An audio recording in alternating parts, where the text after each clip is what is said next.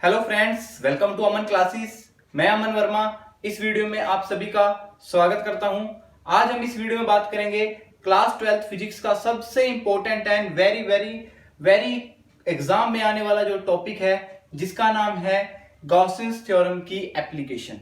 जी हाँ, Gaussian theorem की first application के बारे में हम डिस्कस करेंगे, जिसमें हमें कैलकुलेट करनी है electric field intensity due to uniform charge wire. So first of all, आपने मेरी प्रीवियस वीडियो में गॉसियन थ्योरम के बारे में जाना और फ्लक्स को जाना। इस टॉपिक को करने से पहले आपको दो टॉपिक आने बहुत जरूरी है, एक तो electric flux and second Gaussian theorem. So uniformly charge wire की बात हो रही है, जिसके थ्रू हमें इलेक्ट्रिक फील्ड इंटेंसिटी निकालनी है by help of Gaussian theorem. तो मैं एक यूनिफॉर्मली चार्ज वायर को ड्रॉ कर लेता हूं। ये देखिए पॉजिटिव चार्ज है यहां पर, एंड अब मैं क्या करता हूं,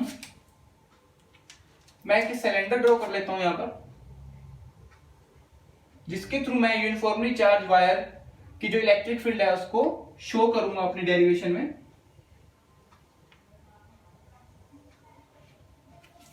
चलिए, एक मैंने सिलेंडर ड्रॉ कर लिया जिसकी लेंथ L है। लेंथ क्या है? L।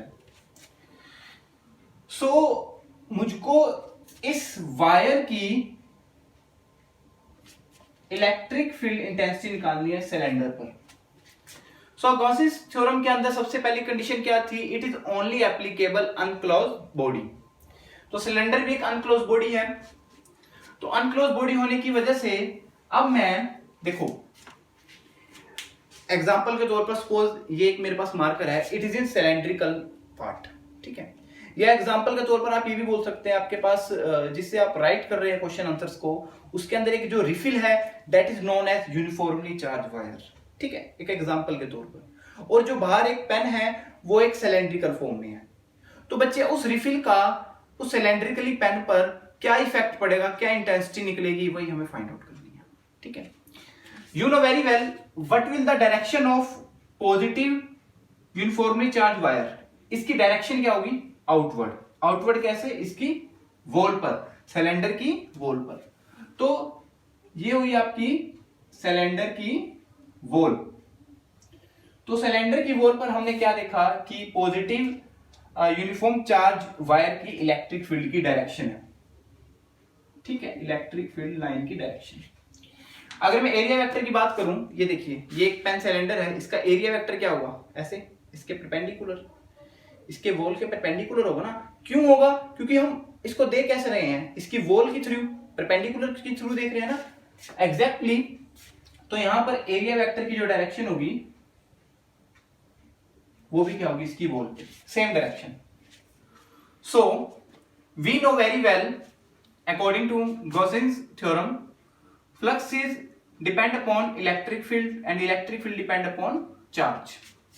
Now here is we have to calculate electric field intensity by uniform charge wire, ठीक है। अगर हम सिलेंडर की कैप की बात करें, तो कैप की अगर हम बात करें तो यहां पर इलेक्ट्रिक फील्ड की डायरेक्शन ऊपर है। अगर मैं एरिया वेक्टर करूं, एरिया वेक्टर की डायरेक्शन इस तरफ है, तो इन दोनों में 90 डिग्री बन जाता है, जिसके कारण जो सिलेंडर की कैप है वहां पर इलेक्ट्रिक फील्ड क्या होगा? Zero, because cos 90 is 0 degree, ठीक है। So we know very well,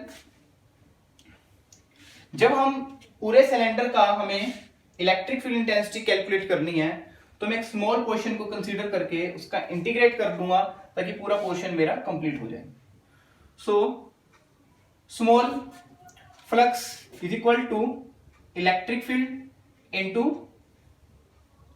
small area which is known as ds, ठीक है बच्चों। तो यहां पर जब मैं taking integration both side, but यहां पर हमें क्या शो करना है? d phi is equal to eds cos theta। अभी मैंने आपको बताया the cylindrical cap angle will 90 degree, so in this cap electric field is zero, electric field intensity is zero because here flux is zero, क्योंकि flux क्या होगा? 0 by theta angle convention। तो यहां पर सेम डायरेक्शन में है तो theta will 0 degree, so d flux is equal to EDS cos 0 degree. It means cos 0 degree, तो मेरे पास यहां पर स्मॉल फ्लक्स क्या होगा, ईडीएस। ठीक है बच्चे, इतनी बात को आप सभी होपफुली जान गए होंगे। सो मैंने यहां पर स्मॉल फ्लक्स को कैलकुलेट करा है ईडीएस में। ठीक है, स्मॉल एरिया भी कंसीडर कर लिया। Now taking integration both side, मैं इंटीग्रेट कर लेता हूं इस पूरी इक्वेशन को both side. Taking integration both side. ठीक है बच्चे, अब मैं इंटीग्रेशन जब यहां पर कैलकुलेट करूंगा तब इंटीग्रेशन की वैल्यू क्या होगी, d phi is equal to integrate E बाहर आ जाएगा मेरा एंड डीएस। अब बच्चों हमने एक बात और जानी थी जो हम यहां पर डिस्कस करेंगे। Now integration of d phi electric flux is phi E vector integration of DS. ठीक है, मेरे पास एक ये इक्वेशन बनी।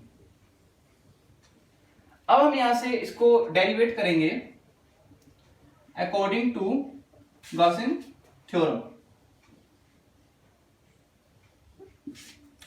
तो गॉसियन थ्योरम हमारी क्या कहती है कि electric flux is equal to charge by में परमिटिविटी इन फ्री स्पेस। तो अगर मैं इस फ्लक्स की वैल्यू यहां पर पुट कर देता हूं तो मेरे पास क्या आता है, now flux value put in this equation, E vector integration of DS is equal to charge by में एप्सिलॉन नॉट।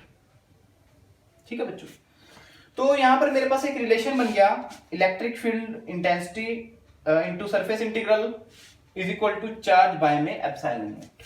अब मैं इसको कैसे सोल्व करता हूं, थोड़ा इंपॉर्टेंट है और थोड़ा ध्यान देने वाली बात है।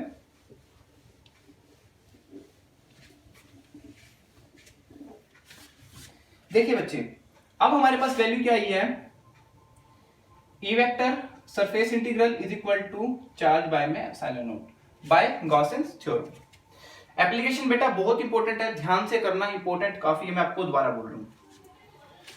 सो जब हम इंटीग्रेट करेंगे तो क्या होगा, अब देखिए इंटीग्रेशन ऑफ डीएस, तो अगर मैं बात करूं area of cylinder on wall क्या होता है बच्चे, 2 पाई आर एल, और आर ये डिस्टेंस है इस पॉइंट से लेके इस पॉइंट तक।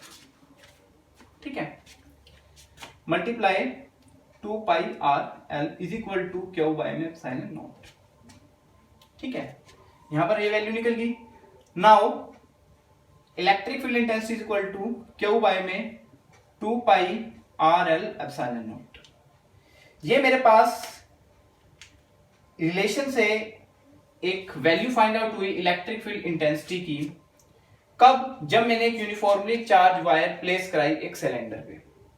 सो मेरे को यहां से क्या पता लग रहा है, electric field is totally inversely proportional to distance. How, चलिए इसके बारे में डिस्कस करते हैं। बच्चे क्या ऑब्जर्व किया मैंने, जितना जितना मैं अगर यहां पर आर डिस्टेंस को बढ़ा देता हूं, जितना जितना मैं आर डिस्टेंस को बढ़ा देता हूं, उतनी उतनी मेरी सिलेंडर की वॉल पर इलेक्ट्रिक फील्ड इंटेंसिटी है वो वीक होगी। कैसे, एग्जांपल के तौर पर सपोज एक पेन है, इस वॉल पर हमने electric field intensity find out करी थी। अगर मैं इसका डिस्टेंस बढ़ा दूं, इतना बड़ा कर दूं सिलेंडर, तो मेरी जो इलेक्ट्रिक फील्ड इंटेंसिटी है वो क्या हो जाएगी, कम हो जाएगी। ये हमने पहले भी पढ़ी हुई है बात इलेक्ट्रिक फील्ड वाली बात में, कि जितनी दूर दूर चार्ज से इलेक्ट्रिक फील्ड लाइंस जाएगी उतनी उतनी इंटेंसिटी उसकी क्या होगी, कम होगी। So by Gauss theorem application in uniformly charged wire we have to calculate electric field intensity, and in this electric field intensity show it is inversely proportional to 1 by r. Now distance will low, so electric field is more. ठीक है, तो यहां पर हमने बात करी Gauss theorem की first application की। नेक्स्ट वीडियो में हम बात करेंगे गॉस थ्योरम की सेकंड एप्लीकेशन के बारे में। तो जितना हो सके मेरी इस वीडियो को शेयर कर दीजिए दोस्तों। Thank you.